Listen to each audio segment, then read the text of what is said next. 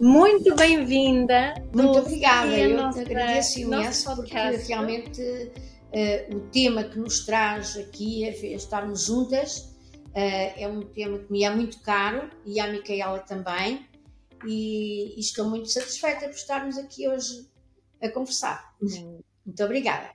Que bom, eu estou super satisfeita porque por ter a Dulce aqui pelo todo o tema hoje que nos traz aqui, que é a campanha do Instituto de Apoio à Criança, Nem Mais Uma Palmada. Eu há anos que espero por esta campanha, admito, quando vi, senti-me, é agora, é finalmente agora, não é?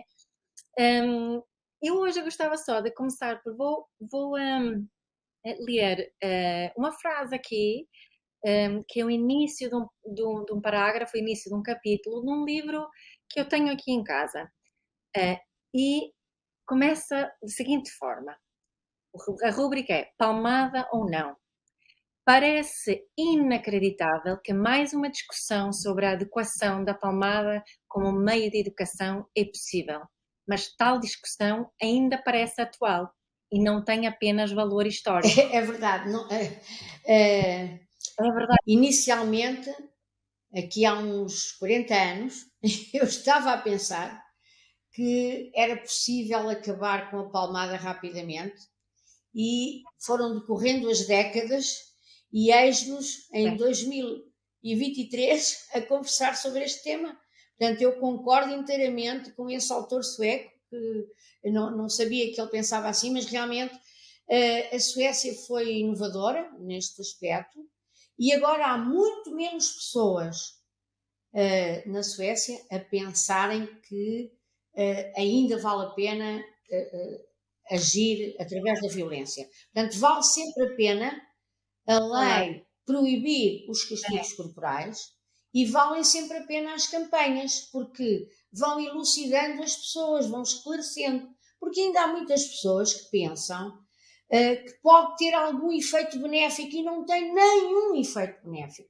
Por isso as campanhas têm essa possibilidade de esclarecer, de divulgar estudos, porque têm sido feitos ultimamente imensos estudos, alguns longitudinais, abrangendo muitas crianças. Nós tivemos um relativamente recente, que a Micaela provavelmente conhecerá, que foi coordenado pela equipa do professor Henrique de Barros, e ele próprio diz que não estava à espera daqueles resultados. Por isso é interessante verificar que as próprias crianças têm muita consciência daquilo que ultrapassa os limites e têm muita consciência da justiça e sentem-se muitas vezes revoltados com a violência que lhes é infligida. E depois temos também aqueles efeitos que se desconhecia até há pouco tempo. Pensava-se que só os maus tratos graves tinham esses efeitos tão graves, não é? Como a baixa autoestima, como a dificuldade de fazer amigos, como até relacionamentos amorosos. As pessoas não têm coragem de se envolver emocionalmente. A curiosidade, a questão da curiosidade. As pessoas têm medo de perguntar porque podem eventualmente apanhar um sopapo, apanhar uma palmada, mesmo que seja algo que aparentemente não tem gravidade. Ora, o que é que nos vem dizer esse estudo? É que aqueles sintomas que apresentavam as crianças que sofriam violências graves eram muito semelhantes aos sintomas das crianças que apanhavam as meras, entre aspas, palmadas. Ou seja, havia uma segregação excessiva de cortisol, por exemplo, e tornava as crianças mais propícias às inflamações, mais propícias a apanharem uma infecção bacteriana, coisas que se desconhecia aqui há uns tempos, não é? E, simultaneamente, foi divulgado também um estudo de uma Associação Europeia de Neuropsicologia que nos vem dizer isso mesmo, que até a educação restritiva a educação autoritária, mesmo que não use a violência física, às vezes basta a violência verbal para que as crianças se sintam limitadas, se sintam humilhadas, e isso tem consequências graves no seu desenvolvimento. Como eu dizia há bocado, por exemplo, a nível da curiosidade, elas não fazem perguntas na aula, tendem a isolar-se dos seus pares e, portanto, por todas estas razões, é absolutamente essencial que se considere que é intolerável a violência aplicada às crianças, não é? Sabe, Dulce, gostava só de partilhar aqui a frase que eu partilhei vem deste livro aqui, que não diz nada em português, o livro chama-se Não Existem Crianças Más. Que bom, O antes de livro eu foi escrito em nascer. 1946. Sim. Fantástico. Foi em Atual, sim. 1946 Atual. e é tão atual essa Porque frase, não é, realmente ainda. as crianças são... Nós utilizamos muito essa frase, não sabia, muito aplicável aos jovens, porque há aqueles jovens que se vão afastando daquilo que é normal, daquilo, não é? Temos agora o tema da delinquência juvenil, que é tão presente e tão atual, não é? E as crianças não nasceram assim. Algo as foi tornando delinquentes, quer dizer, foram muitos fatores também que contribuíram para que essas crianças se afastassem do direito e passassem à marginalidade, inclusive até, às vezes, à criminalidade. E normalmente não foram falta de palmadas, pois não? Muitas vezes é a palmada que as faz crer que só a violência é que é a solução. Portanto, são muitas vezes crianças que viveram em ambientes violentos e reproduzem essa violência. Não é? Ou seja, não é como a solução, não é como algumas pessoas certamente dizem, é que o que faltou foram as palmadas. Nunca fazem falta. O que faz falta é o calor, é a compreensão, é o diálogo, o esclarecimento. Essa é que é a verdadeira educação. Nós só conseguimos educar, como dizia a Maria Montessori, só conseguimos educar para a paz se também criarmos pessoas pacíficas, não é? E é na primeira infância que tudo se decide, até aos 2 anos. Não sei se conhece um projeto, é um projeto muito interessante que está no YouTube, que se chama Prison Compassion Project. Conhece. E realmente mostra bem como é que esses reclusos todos que faziam aquele grande círculo no pátio das cadeias, não sei se é do Missouri, é de umas cadeias dos Estados Unidos, vão se aproximando da psicóloga, não é? Que está a dirigir o estudo, e às tantas não há ninguém já ao pé da cerca, e está tudo ao pé dela, não é? Ela vai perguntando quem é que na infância sofreu violência, quem é que foi humilhado, e todos vão dando os passos, não é? Elas vão dando cada vez mais passos e às tantas estão todos de volta da psicóloga. E realmente esses reclusos sofreram muito desamor, sofreram muitas humilhações, muita violência. Portanto, há ali quase uma... como é que eu ia dizer? Não sei se é causa e efeito agora, que foram muitas dessas circunstâncias contribuíram para que eles agora estejam na delinquência, isso sem dúvida. Claro. Aliás, nós temos aqueles nossos projetos de educação, nos últimos anos temos investido muito na educação, nas escolas de segunda oportunidade, crianças que foram, enfim, rejeitadas, que foram excluídas do sistema regular de ensino, que estão em abandono escolar. Primeiro foi o insucesso, depois o abandono.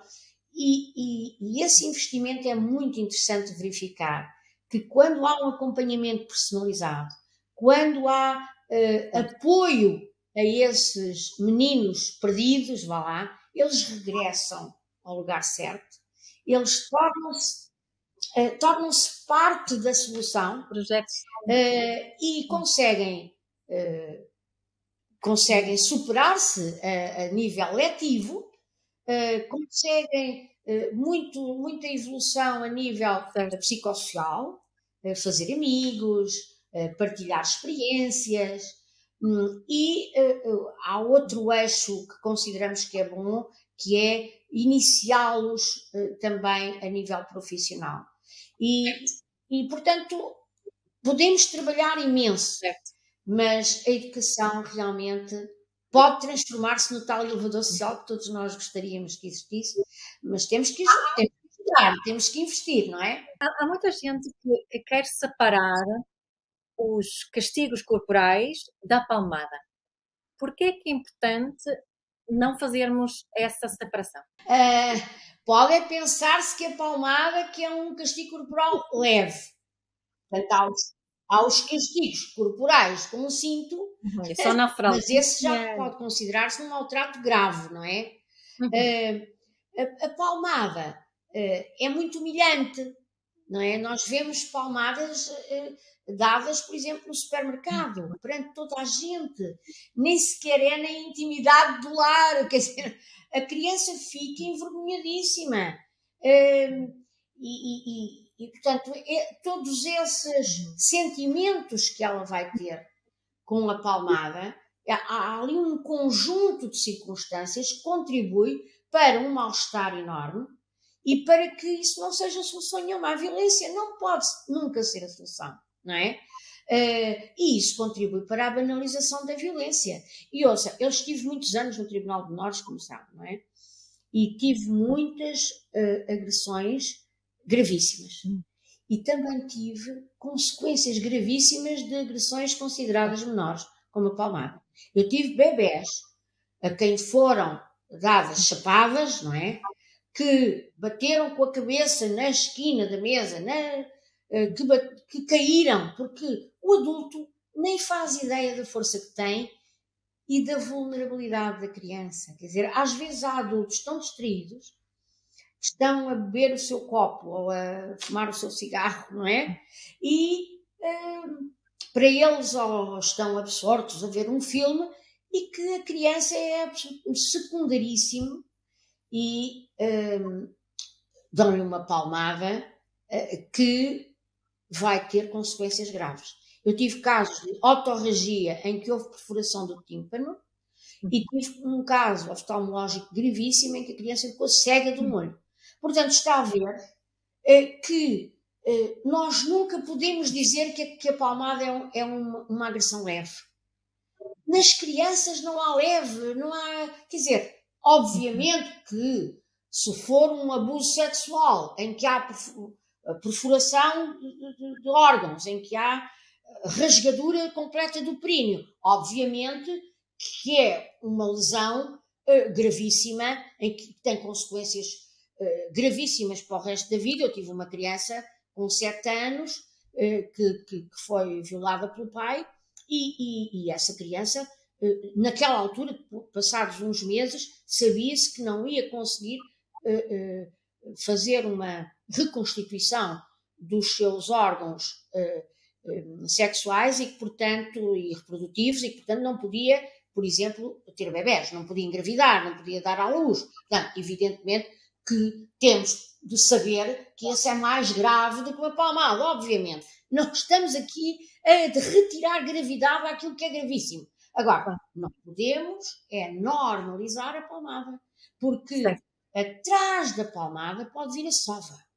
E a sova pode ser muito grave. E a criança não merece ser tratada assim. Ainda por cima, estamos aqui num país que tem tão poucas crianças. Não é? Quer dizer, nós estamos a tratar um bem raro e precioso de uma maneira indigna. Isso, ainda outro dia estava a falar com o Dr. Armando Leandro, que o conselheiro Armando Leandro, que também é contra a palmada e que foi meu professor no Centro de Estudos Judiciários, já tem 88 anos, e ele dizia-me: doutora Dulce, já viu? Eu não sou doutora, aquelas coisas que a gente diz, mas já viu que é inconstitucional a violência? Assim, pois é inconstitucional e é contra a Carta das Nações Unidas e é isso tudo, quer dizer, nós não podemos admitir que numa sociedade civilizada se utiliza a violência contra os seres mais vulneráveis. Para mim é uma frustração enorme, não é? Como estava a dizer, não é? A Suécia foi o primeiro país no mundo a tornar a palmada ilegal, portanto, eu não cresci com esta discussão. Eu tenho 47 anos, eu só assisti a esta discussão, palmada ou não, aqui em Portugal, não é? E já tive cada discussão muito feia por causa disso, né? Foi uma afilhada minha que me falou em si, porque eu sou de outra geração, evidentemente, mas e a minha afilhada dizia, oh madrinha, tu defendes tantas coisas iguais à Micaela Owen. E eu assim, ai que giro, e fui ver o seu perfil no Facebook e tal. Mas sei que é uma lutadora contra a palmada e realmente nós aqui no Instituto de Apoio à Criança não tínhamos feito esta campanha porque havia sempre uma coisa prioritária. Havia, este ano é, não, este ano é. Quer dizer, e daquela vez dissemos, não, é agora.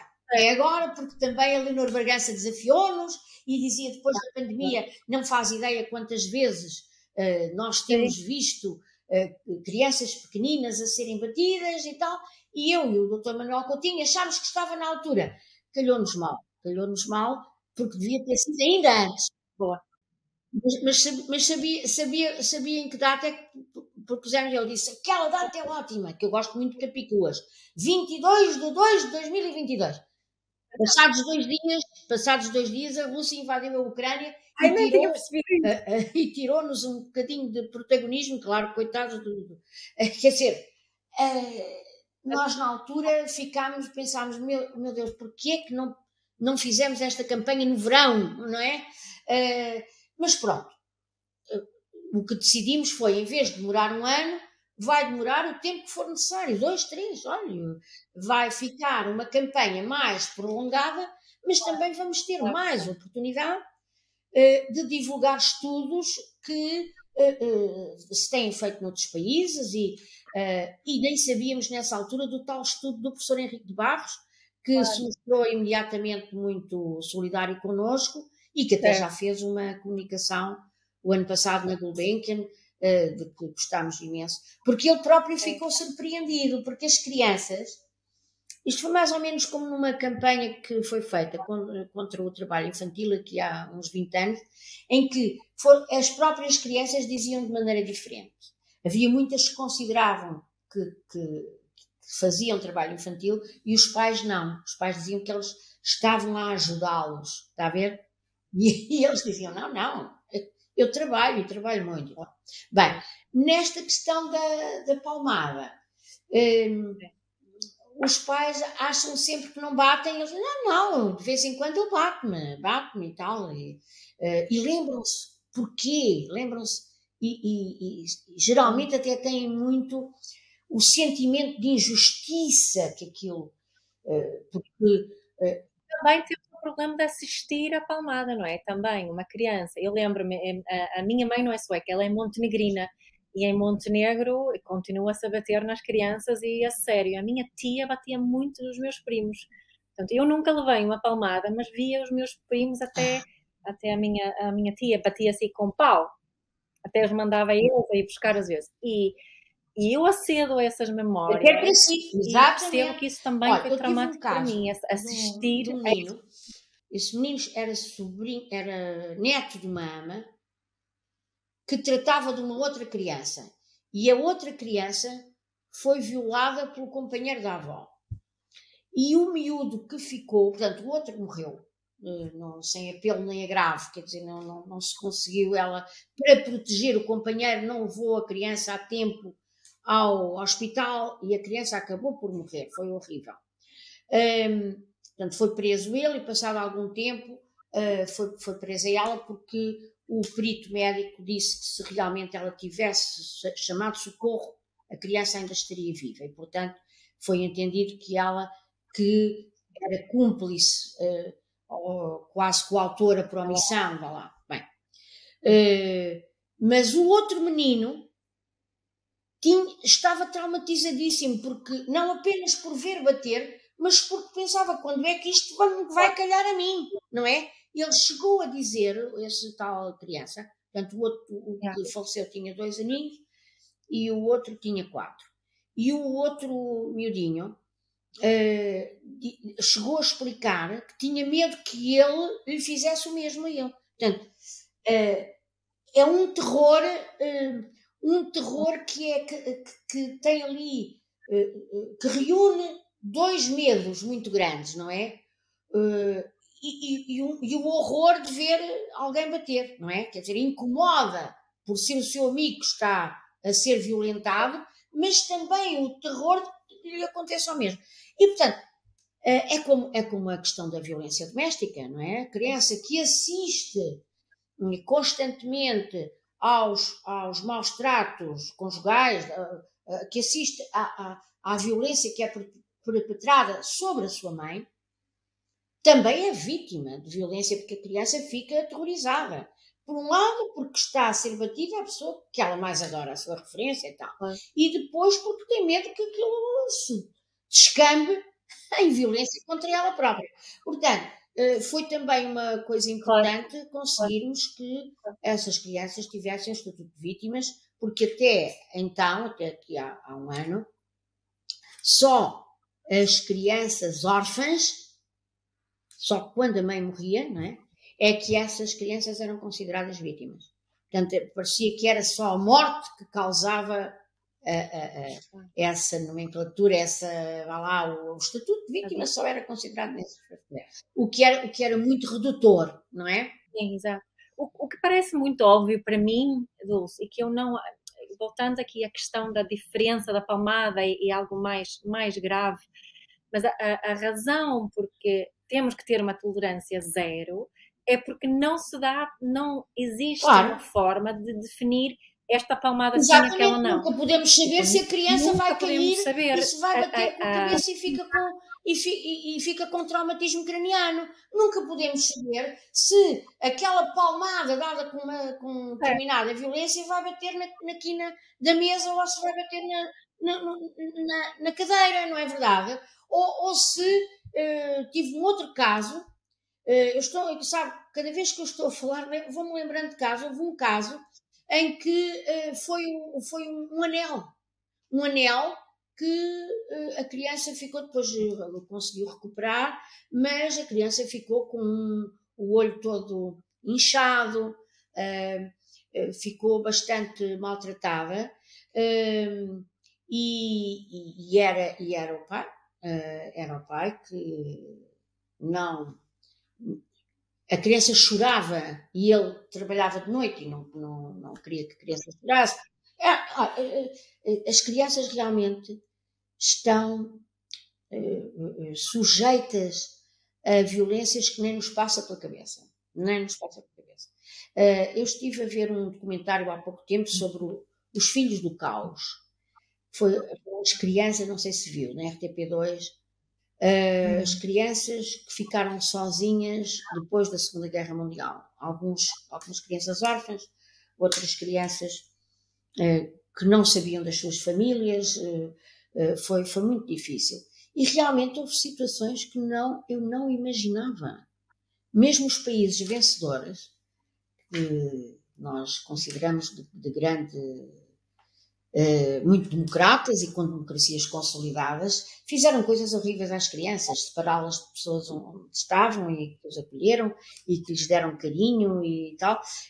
Crianças que foram retiradas dessas famílias por razões absolutamente incompreensíveis e que depois foram para orfanatos. Por causa dos superiores interesses da França e dos superiores interesses da Inglaterra, e não, o interesse superior da criança nunca vinha. Nunca estava em primeiro lugar. Portanto, nós temos de ter esta noção. O Lloyd de Mals dizia que a história da infância é um pesadelo do qual só agora começamos a despertar. E é verdade. Mas quando é que despertamos mesmo, não é?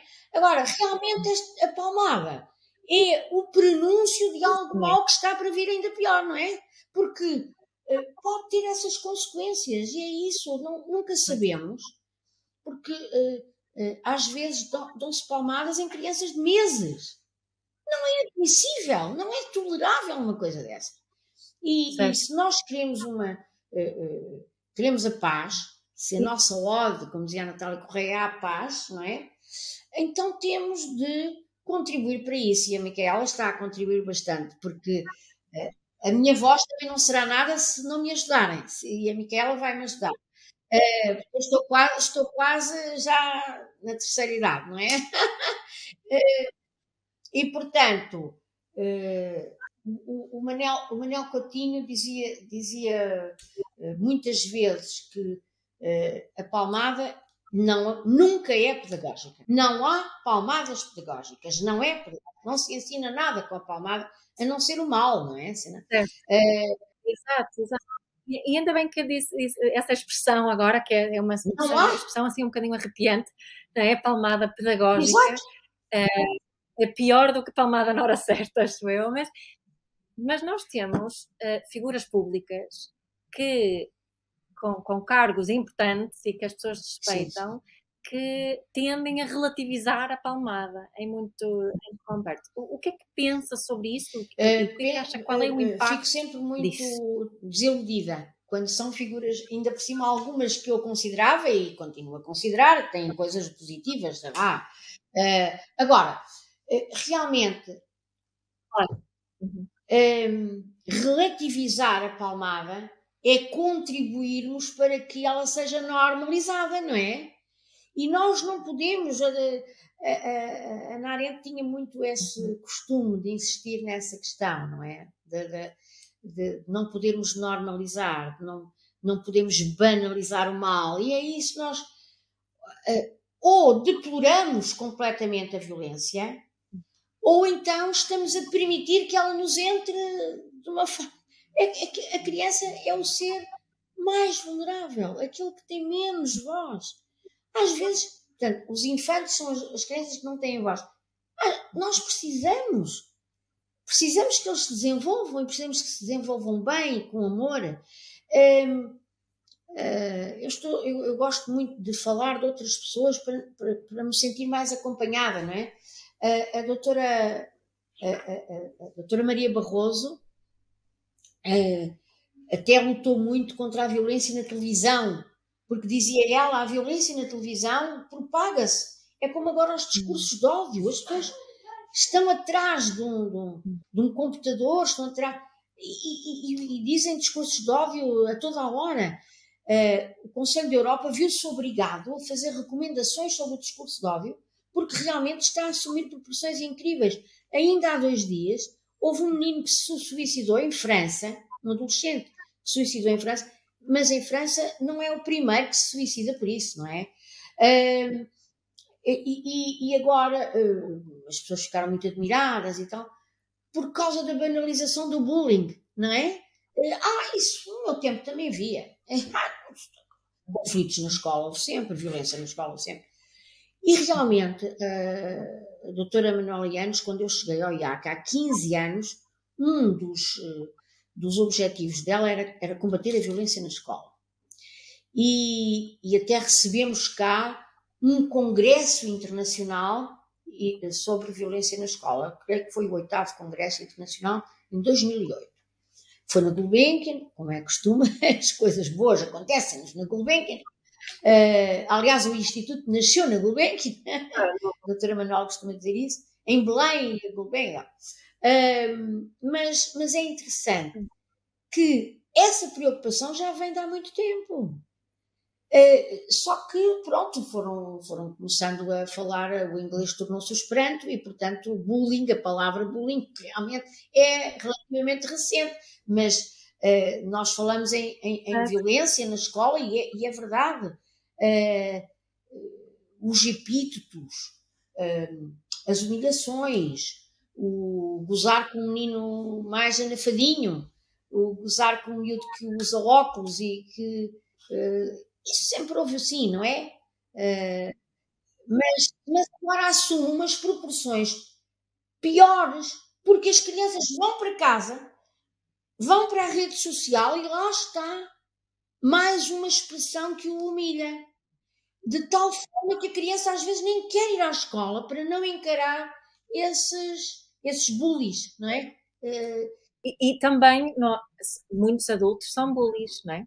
Muitos adultos que lidam com crianças, pais, professores, educadores, também têm um Sim, comportamento sim, é verdade. de bullies em É nome da verdade, educação. e isso é que ainda nos desgosta mais, mas também, se não fosse assim, as crianças não eram bullies, não é? Eles têm de ver o exemplo de algum lado, não é? Eles Exato, têm de é a ver nossa esse, têm de ver esse comportamento violento, porque os seus modelos são adultos.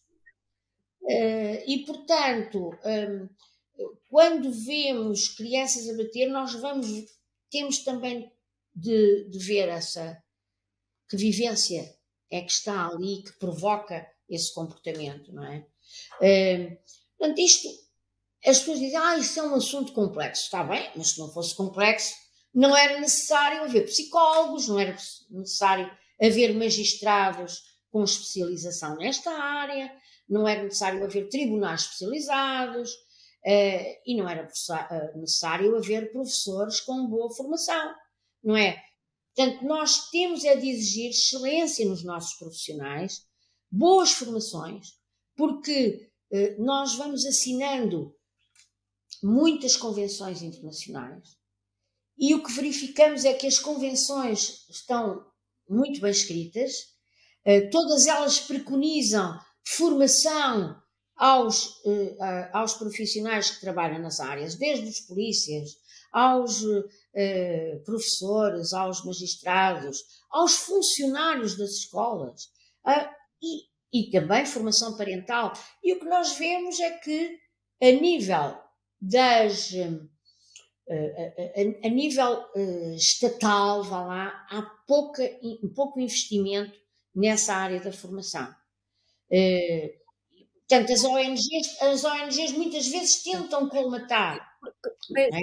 Ainda hoje estão uma série de ONGs em Bruxelas para chamar a atenção para o facto dos abusos sexuais online estarem a aumentar de uma forma exponencial, e temos uma proposta de regulamento, de diretiva, por parte da von der Leyen, que na Alemanha conseguiu alterar a legislação, mas não está a conseguir na União Europeia, não é? Já que estamos a falar de legislação, temos aqui. Acha que as pessoas percebem o que diz a legislação portuguesa sobre a palmada? Muitas acham que podem bater à vontade porque o filho é delas, não é? E sabe que custa muito ouvir determinados dirigentes, até pessoas com responsabilidade, como diz, desvalorizar a palmada. Eu fico perplexa às vezes por ver isso, não é? Eu tinha um livro, não sei se era na escola, na quarta classe, eu sei que era na primária ainda, em que havia um grande escritor, teria sido no século XIX, eu por acaso nunca li nenhuma obra dele, mas creio que era o Trindade Coelho, que falava do seu primeiro dia na escola. E então a mãe, o pai, já não sei, mas um deles foi levá-lo à escola e eu na altura achei piada, mas agora não acho. E os pais disseram, ora, aqui lhe trago eu a encomendinha. Essa partezinha, a encomendinha, parece que é objetivar a criança, não é? E como que diziam ao professor ou à professora que podia bater-lhe quando considerasse adequado. E essa parte aí eu já não gostei nada. E lembro-me de dizer à minha mãe, mamãe, mas esta parte aqui não acho nada bem. Se filha, também eu não. Olha, eu felizmente tive uns pais que nem pensaram. Eu lembro-me sempre de um caso, de uma situação na praia em que havia uma senhora que batia numa menina da minha idade, e o meu pai disse, oh, minha senhora, francamente, aqui num ambiente tão bom em que a criança devia estar a divertir-se, a criança esteve mais um bocadinho na água, qual é o problema? Por exemplo, a pessoa vem à praia, a criança gosta muito de ir à água, por favor. Então está a bater na criança. O meu pai era enfermeiro. Não me diga que nunca bateu nos seus filhos. Assim, tomara eu que não lhes doa nada.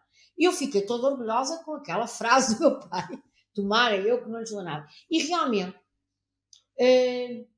faz-me imensa impressão essa normalização da violência, principalmente por pessoas com responsabilidade, não é?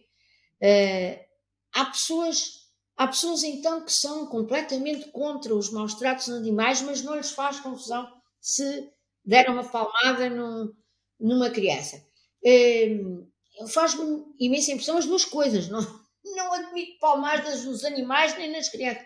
Quer dizer, há outra forma, nós temos este dom que é falar. Claro que a palavra às vezes não chega, como sabemos, não é?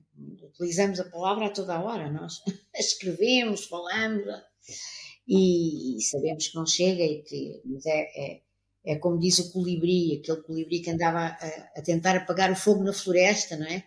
E o elefante disse, colibri, francamente, então tu andas a levar essa aguinha, mas já viste que isso não interessa nada a levar.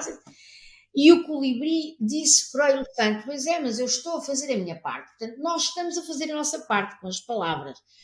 Agora, temos a noção de que realmente a palavra influencia um bocadinho, mas nós não mandamos, nós não somos líderes nem poderosos. Mas podemos incomodar os poderosos, que é essa a minha esperança. Mesmo na questão da igualdade, eu às vezes digo assim, mas não vos incomoda isto? Foi outro dia, o dia da igualdade salarial, assim, não vos incomoda esta discriminação? Não vos incomoda a tareia nas crianças?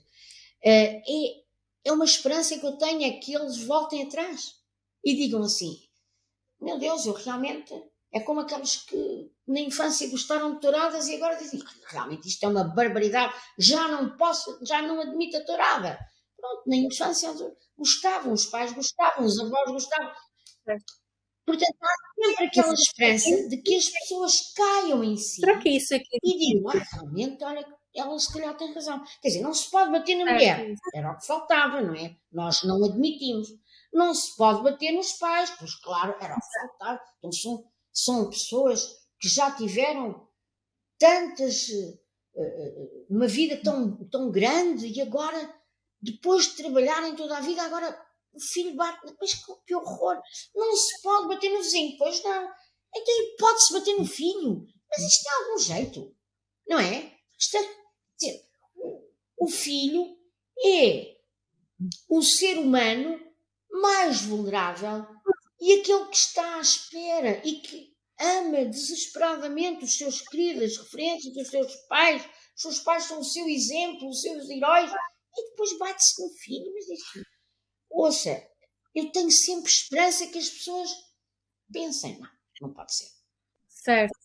Mas parece que é difícil admitir que, principalmente em relação a esta questão, não é? Alguém que bateu no filho e chegar ao ponto de perceber, fiz mal, ok, agora vou fazer diferente. Mas parece que essa passagem para muitas pessoas é muito difícil e que muita gente também... Lembro uma vez a minha filha mais velha, ela agora tem 19, mas acho que na altura tinha para aí uns 13, 14, 13 anos por aí, e estavam a falar sobre violência no namoro na escola. E ela chegou a casa e disse-me assim, mamãe, eu não percebo. Como é que é possível falarmos de violência no namoro e não falarmos da violência contra as crianças? Antes disso, tipo, onde é que nós aprendemos que se pode bater? Né? E as pessoas não fazem muito essa ligação, não é? Faz violência no namoro e a violência doméstica não terá a sua raiz também no facto de ser aceite bater em alguém mais vulnerável? Que essa raiz, que a Miquela está a raciocinar bem, porque se as pessoas desvalorizam a violência contra as crianças, que é o tal ser humano que está em desenvolvimento, que às vezes nem falar sabe, não é? Que não se consegue queixar, que nem sabe a quem se dirigir, que vive para os pais que os amam incondicionalmente. E se isso se aceita, então vai-se aceitando a violência nas suas formas, não é? E chega-se à violência no namoro, e depois à violência doméstica, e depois à violência contra os velhos. Às vezes diz assim, como é que é possível aquele velhote está há tantos anos, está há 2 anos sem visitas? E eu lembro-me que uma vez o Dr. Vilas Boas, olha, fez agora 80 anos e deixou de ser presidente do refúgio. Vão fazer agora uma homenagem e eu espero lá estar. Mas o Dr. Vilas Boas disse-me, oh Dulce, sabe que ninguém pergunta como é que ele tratou esse filho. Gostava de saber como é que essa pessoa tratou esse filho. E nunca mais me esqueci, porque ele recebia tantas crianças batidas, não é? E também pela sua formação, ele é psicólogo, além de ser militar, de Abril, etc. Mas depois fez a sua formação, foi aluno do João dos Santos, por exemplo, que foi fundador do Instituto de Apoio à Criança. Ele e a doutora Manuela Ianes estão sempre juntos no meu pensamento. Mas realmente, às vezes eu pergunto-me, nunca mais deixei de me perguntar, pois será que ele tratou bem o filho, para o filho agora não o ir visitar? Não é? Nós temos a certeza que os nossos nos vão visitar quando for necessário. Exatamente. Ai, Deus! Nós demos-lhe tanto que com certeza que vai ser tudo recíproco e tudo natural. Agora, essa desvalorização é desconsiderar as crianças, como aliás são desconsiderados os jovens, não é? Repare, às vezes temos pessoas já incapazes, pronto, com Alzheimer, com outras demências, que podem votar e não se dá a possibilidade de votar a pessoas com 16 anos que podem ser presas e que inclusive podem casar, e que nós sabemos que a Malala tinha 16 anos quando recebeu o Prémio Nobel da Paz. Portanto, quer dizer, porquê? Porquê é que é esta desconfiança tão grande relativamente aos jovens? Pois admiramos deles não participarem na vida pública, de não incentivar a participação na vida pública, também devia ser através do voto.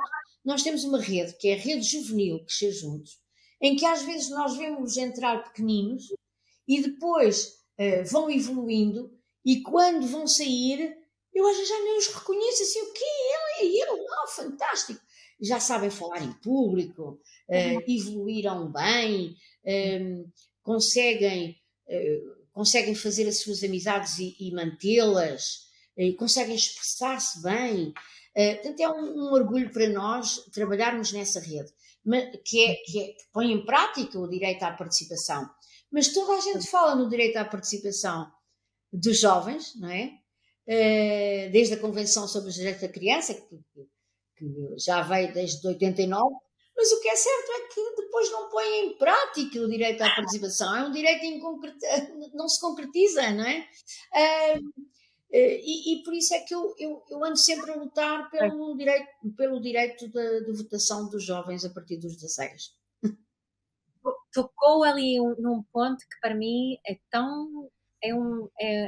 assim, uma chave tão importante na educação de crianças e jovens e na relação que temos com eles, que é a confiança. Eles sentirem que nós confiamos. E quando confiamos, também sabemos que às vezes vão errar.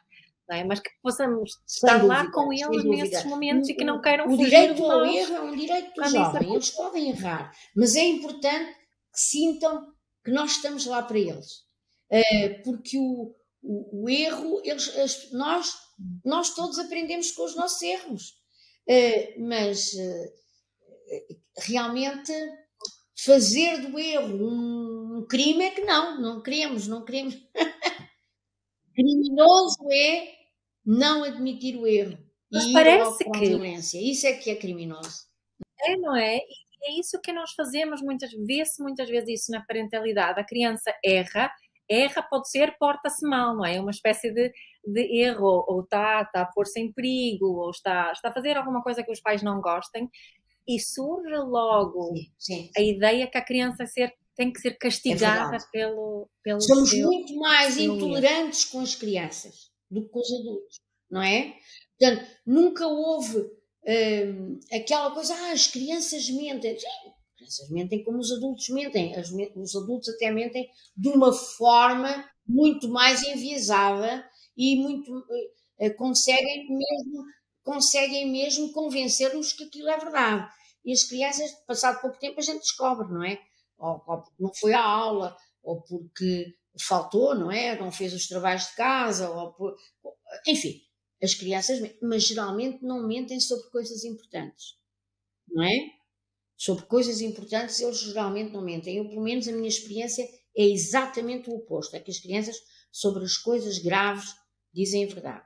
E os adultos, não. Os adultos conseguem mentir sobre tudo e mais alguma coisa. Mas nós falamos muito mais na mentira da criança. Por exemplo, nos abusos sexuais anda sempre, sei lá se ele está a inventar, sei lá se ele é fabular. Não, o problema nesse aspecto é o contrário, é a criança que não diz, que não tem coragem, que não consegue, que tem um medo terrível do agressor e, portanto, não consegue expor o seu sofrimento. E esse é que é o grande problema, é a criança fechar-se nela própria e não conseguir dizer. Nós, aliás, vemos os grandes documentários sobre os crimes sexuais e vemos que só passados 30 anos é que eles conseguem denunciar os factos, não é? Muitas vezes deixam de ter a coragem de falar a verdade por medo das consequências, por medo dos castigos, e nestes casos muito graves. E também há outra questão que a professora Clara Sotomayor, agora conselheira, costuma falar, é que muitas das crianças abusadas, muitas delas tiveram educações restritivas e autoritárias. São crianças que viveram no medo e que depois não conseguiram confiar em ninguém para partilhar o seu segredo, aquele segredo que as obrigaram a silenciar, não é? E, portanto, mais alguma coisa que nos deve fazer pensar em que é intolerável utilizar a violência relativamente às crianças, não é? Mesmo que não seja uma grande violência, mas isso está demonstrado, que geralmente as crianças vítimas de grandes abusos são crianças que tiveram uma educação muito restritiva, muito autoritária e que, de facto, acabam por não conseguir partilhar a violência e o seu sofrimento. Há muito trabalho. Nós há muito trabalho agora a fazer, estamos com a ideia de fazer uma proposta para que não fique apenas no direito penal a proibição da palmada e dos castigos. Para que fique também no Código Civil. Para que isso seja uma responsabilidade dos pais. Uma responsabilidade com uma negativa. Não aos castigos corporais. Portanto, os pais, dentro das suas responsabilidades, têm de estar uma educação baseada na não-violência. E vamos conseguir, porque essa ideia de também no Código Civil figurar essa proibição, acho que nos vai ajudar, porque põe as pessoas a discutir, põe as pessoas a falar, não é? E talvez dessa maneira essas pessoas ilustres que por aí há, que a palmada que resolve, talvez assim consigamos dizer que não resolve. Não resolve. Eu estou cá em Portugal há 22 anos e eu noto uma melhoria. Eu tenho muitas mais pessoas que concordam comigo hoje em dia do que tinha 20 anos atrás. E é bom falar consigo, porque assim vou mais animada também, mais motivada. Porque não faz ideia, quando foi o caso Casa Pia, eu falava, eu vou falando das coisas a propósito, às vezes nem tem muito a ver, mas e falei contra a palmada e veio em todos os mares, acha que não, as palmadas e tal.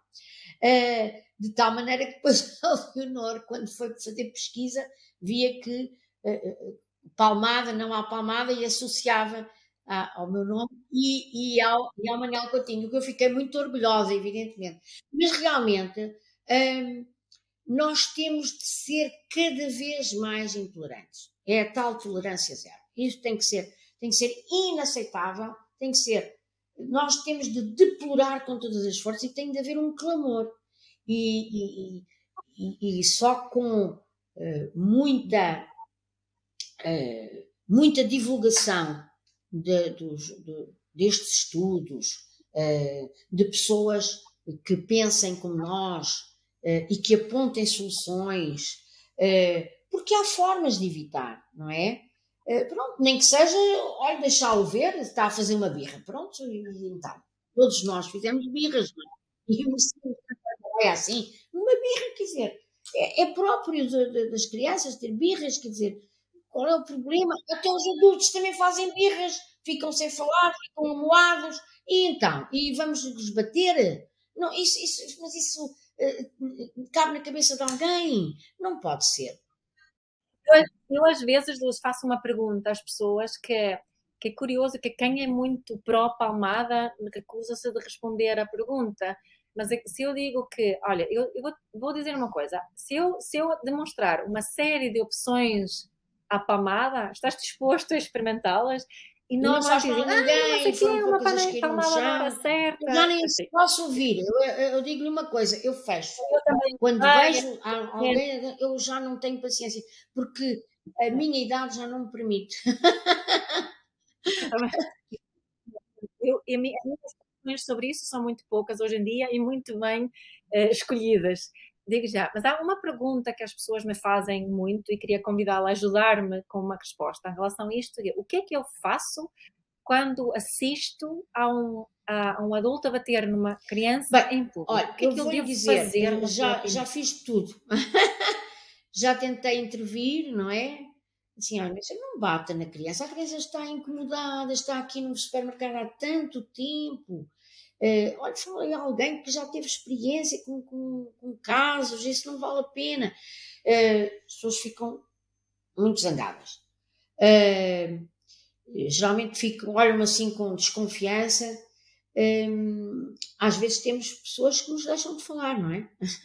Já tive uma pessoa que deixou de falar, agora já fala outra vez, mas houve ali umas alturas em que ficou chateada e tal, parecia que eu que tinha feito foi aqui há uns 20 e tal anos.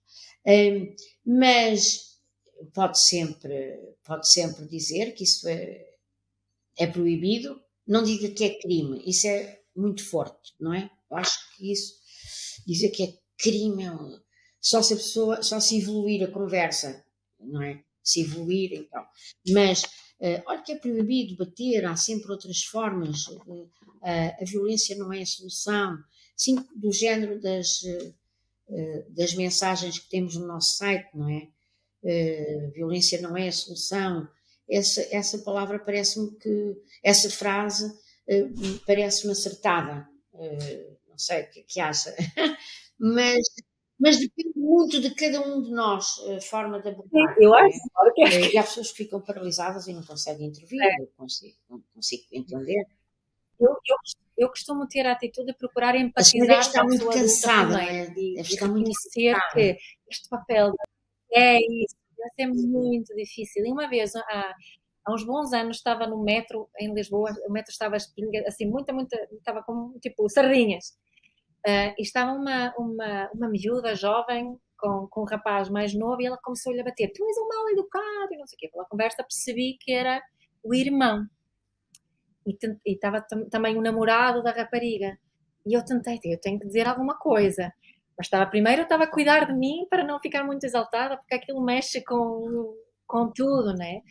E estava a dizer, olha, o teu irmão. E ela, sim, o irmão, ele é um mal educado. Ela nem me olhava nos olhos. Pois é, e estás a tomar conta dele, é? E ela, sim! E tu não gostavas de tomar conta dele, gostavas de estar com as tuas amigas, se calhar, sim, as minhas amigas não têm que tomar conta dos irmãos. ai, que chato, mas os meus pais têm que trabalhar. E eu, desde com quantos anos é que tem o teu irmão? Tem 9 anos. Ok. Olha, desde quando é que tomas conta dele? Assim, percebi que era diariamente. Ela, desde que ele tem 4 meses, diz-me. E aí eu pensei, ainda bem que não comecei a chatear a miúda, não é? Que tentei, e ele, sabes, o teu irmão gosta muito de ti, tu és um exemplo para ele. Olha, tenta-te cuidar, respira Muito bem, fundo, muito e bem. sabes, violência não é solução. Não, Exatamente com eu essa. acho que esse método é muito bom. E finalizei e ela saiu. Tentar falar com a pessoa. Sim, você deve estar muito cansada, imagino. Mas olha que o menino também deve estar incomodado de estar aqui. Tentar ali um compromisso, não é? Um compromisso. Mas realmente culpabilizar logo, acho que não é adequado, porque senão ficam logo zangados connosco, porque eu já fiz isso quando era mais nova e não resultou. Agora tento essa abordagem mais empática, como diz. Dizer, na psicologia positiva, não é? Como é que consegue? Não é como a doutora Helena Marus costuma falar que vai falar com aquela pessoa e diz assim, como é que consegue, meu Deus? E tantas dificuldades que deve ter. E eu ouvi esse bocadinho dela e agora tento aplicar. E acho que resulta, porque vamos tentar que ela mude o comportamento, não é? E não é à bruta, porque aquilo já vem dos pais dela, não é? Já vem de trás. E por isso, pois, olha, isto cada pessoa vai vendo qual é a melhor estratégia. A melhor estratégia. Eu sei que no nosso site há lá uns conselhos. Tem muitos na página no Instagram, tem imensas coisas também, estão sempre a partilhar coisas boas. E já agora aproveito para dizer que quem ainda não segue nem mais uma palmada a IAC no Instagram, por exemplo, Obrigada. são excelentes fontes de inspiração no que diz respeito aos direitos das crianças e no geral e em particular em relação a isto desta campanha de nem mais uma palmada, né? E eu também tenho que participar e partilhar, não é? E fazemos quantos mais somos. Sim. Porque Falarmos espalha-se a sobre ideia, isto, não é? Melhor. Espalha-se a palavra, que é o que nós temos mais com a palavra. E para que não sejam vãs, para que não sejam palavras vãs, para que sejam palavras que fiquem e que floresçam. Que as pessoas possam deixar de defender tanto atos antigos e formas tradicionais de educar e que possam ser mais curiosas em relação a outras formas, não é? O convite é esse também, aqui com muita compaixão, de convidar as pessoas a ponderarem outras formas de educar que nós sabemos, como partilhou o início, que há tantos estudos, cada vez mais estudos, que demonstram que uma coisa temos nunca, a certeza, e nunca é que é a palmada pedagógica. nunca faz bem. Disso temos a certeza absoluta. Como eu tentei explicar, nas escolas de segunda oportunidade, eles já andaram na outra escola e foram excluídos. Mas quando nós os abraçamos, quando nós lhes damos calor enfim, tentamos por outras vias mais dialogantes, eles voltam para a escola e conseguem bons resultados e parecem outros jovens mais confiantes, mais a conseguir estabelecer relações afetivas profundas e boas. Portanto, nós, com uma criança, ainda mais simples isso é. Mais fácil, não é? Com uma criança pequena, então, meu Deus, é fácil estabelecer compromissos, fazer com que ela compreenda que essa não é a solução de estar sempre a desobedecer, e realmente nós vamos conseguir que a criança esteja ao nosso lado, porque ela confia em nós, como estava a dizer, ela confia em nós. Queremos que ela continue a confiar e só consigamos, nós só conseguimos dar-lhe esperança no futuro se estivermos com ela, não é? Se estivermos ao seu lado e eu acho que foi muito bom que estas suas conversas são muito úteis e, mais uma vez, muito obrigada, porque a nossa campanha é também vive destas nossas amigas que são também colaboradoras. Acho que lhe vou enviar uma proposta para ser associada do nosso Instituto de Apoio à Criança. Teríamos muito gosto. Ai, eu Muito bom. adorava. Eu o vosso trabalho há muitos anos, mesmo, porque identifiquei, senti-me compreendida como uma estrangeira em Portugal no que diz respeito à educação. Quando encontrei IAC, que na altura que encontrei ainda não havia campanha, senti-me compreendida. Muito obrigada. Pessoa aqui. Portanto, muitos parabéns pelo seu trabalho. Pois não, Anabela, uma equipa incrível a trabalhar e que está a fazer. Ótimos. Eu acho que nós temos equipas maravilha, como diz a doutora Manuela Yanes.